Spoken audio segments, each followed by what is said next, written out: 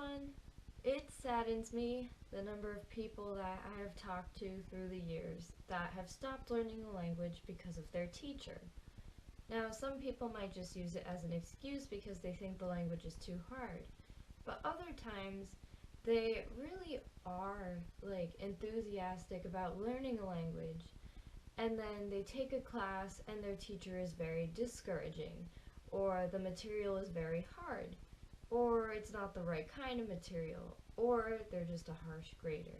There are so many reasons why you could say that a teacher has kind of taken away your motivation to learn a language.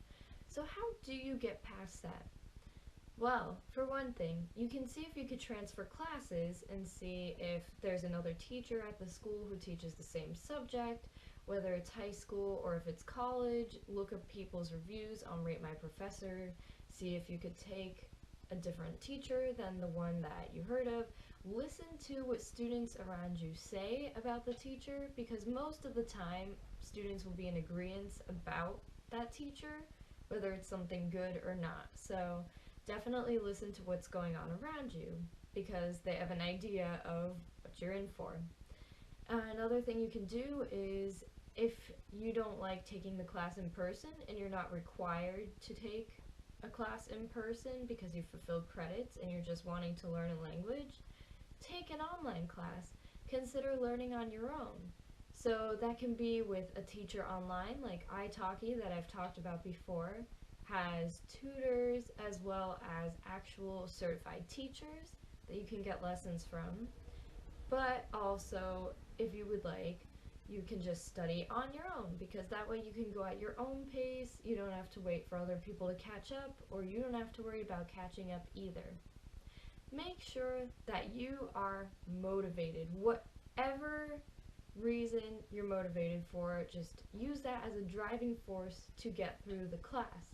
For me, one of the only reasons that I kept taking languages while I was in high school, because I've had my share of bad teachers as well, is that I loved the language so much and wanted to be fluent in it that I just kept going despite my experiences. Other people quit because it wasn't worth it, but I had such a big love for the language that I didn't want to quit. And that's what I tell people. I say, you can get through it. So that's the other point I wanted to make. Get through it. If there isn't anything you can't, if there is, wow. If there isn't anything you can do to get out of the class but still be able to take the language, then just go through with it. Just get through it, and you can do it. It is one semester or 1 year, whatever, but pull through, push through, whatever.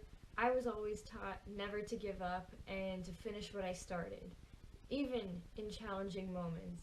And when you're learning a language, there are challenging moments, and that could include dealing with a professor or teacher that you may not get along with, who thinks differently from you, or who gives you a hard time. Another thing I would say is, if you don't have to take the class for credit or anything, you're just taking it for fun, for the purpose of just purely studying a language, see if you can audit the class. Because the thing is, if you're worried about the kind of grade you're going to get, you don't have to worry so much if the class is just pass or fail. You sit in, you listen in on the class, and you're still learning things, you're still practicing the language, you're still getting corrected in it. But it's not as much of a big deal when you get an assignment back, since the class is just pass or fail. There are really only two options, and for that, I think most likely you would feel more encouraged rather than discouraged. Also, it's not all about grades, and I know this is if anybody knows me, I am all about trying to get good grades and everything. I try my best, I worry, I work like crazy, but it really isn't just all about what grade you get, because the thing with a language, and I'm sure this can transfer over to other subjects as well, but the thing about a language is that when you use it in person and apply your knowledge to your life, people won't be grading you on how well you speak. So when I studied abroad in France and in Spain, no one was like, oh, well, you're good enough. It was either they understood me or they didn't. And there is more than one way to say things. And sometimes for a class, teachers want you to say things a specific way, but sometimes people say things a lot more differently than what you learn in the textbook. Maybe people speak a lot more informally than what you're learning in class. Class can only prepare you so far. And I'm not saying don't try to get good grades and don't study because, the test is going out in real life and trying to speak to people. But if you are really trying your hardest to do your best and to genuinely learn and get all the help you can and everything, and it's still not panning out, don't kill yourself over it. Don't kick yourself over it. None of those things. Just keep going, keep learning the language, and know that you did put your best effort into it, and that you might still be fine when you talk to other people in person, because class is a different story. If you feel like you're not doing well in a class, or you're not doing well in a class, and you're in an advanced class, then don't be discouraged, because it might not actually be you. Think about it. What kind of material are you learning in class? Are you still learning grammar and vocabulary and about the language itself, or have you moved on to complex topics that are taught in the language? I did a video on what majoring in a language in college is like, and to my surprise, I've had to take quite a number of both Spanish and French literature classes.